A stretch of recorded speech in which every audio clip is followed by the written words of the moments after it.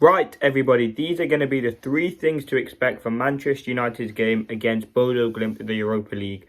We were talking about changes that Ruben Amorim must make, talking about some interesting stats as well, and some much more information. So don't forget to leave a like, comment, and subscribe. So let's get straight into it. So, number one, the first thing to expect, changes. I think United must make changes in this game. I think the game against Ipswich, yes, we got a point. And there were some glimpses of hope under Ruben Amorim's start to Manchester United, but definitely some players that struggled and some changes that must be made. Now, I think defensively, Onana was fantastic. The back three, listen, they did struggle at times. I think the main one out of the back three that I think could change will have to be Johnny Evans out. And who comes in? Well, Martinez is out injured. Maguire's out injured. I don't think he rates Lindelof, so I think it'd be Luke Shaw that comes in. He got half an hour against Ipswich on the weekend. I think he had a very, very good performance when he came on, looked solid, and I think that left centre-back position is going to be his position. We can either compete with Martinez or potentially start there if Martinez struggles out there. Now, for the time being, I would have Shaw out there, definitely. When he came on, I think he had the most progressive passes in that game. What Amorim was asking of Johnny Evans in that game, Johnny Evans couldn't do. The left centre-back usually pushes inside. In this case, it was marking Amari Hutchinson. And that's where ultimately the goal came from. And that's where we massively did struggle. So that's why I think Evans will come out. I think he struggled. I mean, the best position for Evans, it probably would be central centre-back. But you played him out on the left. I think he did struggle. And I think you probably would see Luke Shaw come in. I think Luke Shaw is a player who, listen, if he can stay fit, I think will be a really good left centre-back for Manchester United. Now, it's a big if. I still want Luke Shaw to leave in the summer. I don't think you can really rely on him. But for this season, we have to deal with what we've got. And ultimately, Luke Shaw is that candidate. I think he will offer a decent threat for Manchester United. I think the left centre-back role suited for him is not really too much up and down the pitch constantly. I think he defends. He's a very, very good defender. And I think that left centre-back role would be fantastic. Now, the other two, who was it? Mazraoui and De Ligt. I think De Ligt will stay. You could see Yoro come in.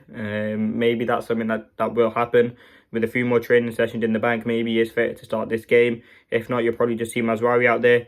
Now, in the fullbacks, if Yoro does come in, you could see Delo and Mazraoui go back to fullbacks. I think Ahmad, you have to get him further up the pitch.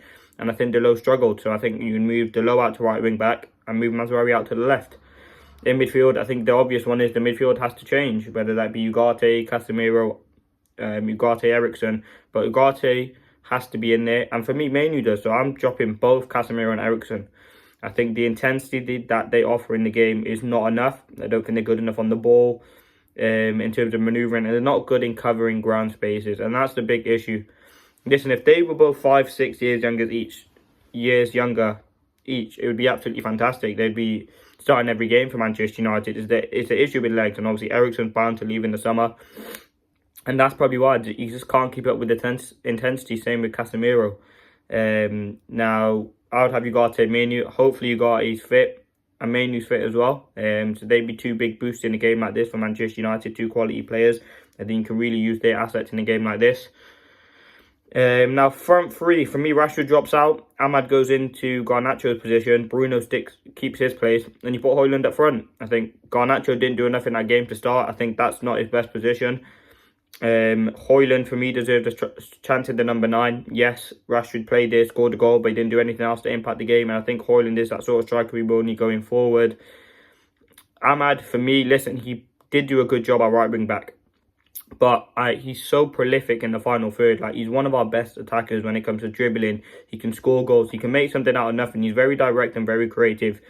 So for me, I would stick him in that inside 10 position. I think he's going to have a big career at United, and I think that position is absolutely perfect for him. Inside 10, we create chances, create space for himself and score goals. So that would be the changes I would make. Now, the second thing, United threat. United's threat for me is big in this game. We're at home. It's Amorim's second game. We're against Bodo Glimt, Norwegian team.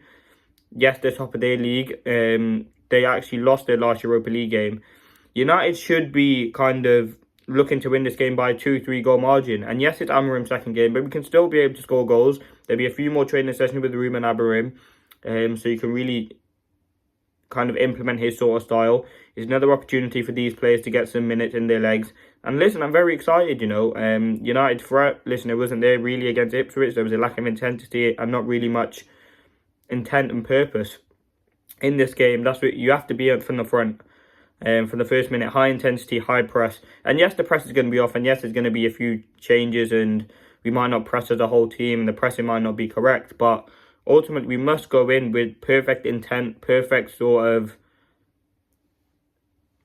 intensity, really, just to go out and get the win. And that's something that United must be doing in a game like this. I think we can really take advantage of Bodo Glimt with the threats that we have. We didn't create the greatest amount of chances against Ipswich, and that's something I'd like to see improve. Just 3, 4, 5 chances for the striker, and they will eventually score. I think the communication has to be better at times, and I think that's something that will improve. Now, the third and final thing is Bodo Glimt's threat. Listen, Bodo Glimt, they're a team I don't know too much about, to be honest with you. They're in the Norwegian League. I know they're top by 1 point. In the Europa League, they're 12th. They've played 4, drawn 2, lost 1, and no, 1-2, lost 1, drawn 1. So better run than Manchester United. But listen, they're going to have their own threats. Just let's see what they can offer. I think United have got to be careful with some players they like to get in behind. They do score goals. But yeah, on a whole, United should be winning this game. And I think in terms of the result, I think the result will be a United win. I think this can't be a game United lose. I think it's absolutely imperative that we win for the momentum, for the confidence. And also, listen, this Europa League should be a league we're trying to win. Let's not get that confused. We're bottom almost in the league. We haven't had the greatest start, only winning 1 game. We must be winning this Europa League table, whatever format it is. We must be winning every single game. We've got Bodo Glimt. I think we've got Victoria Pleasant. I think we've got Rangers and another team, Basel, or something like that in between. So there's opportunities for United. But listen, there have been the 3 things to expect. Don't forget to leave a like, comment, subscribe if you are new.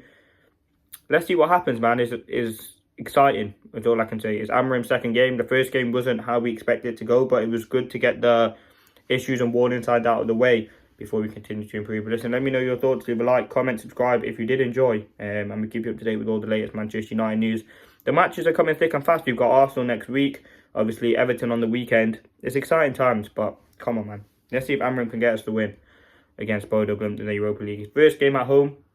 Thank you for watching. Hope you did enjoy. Peace.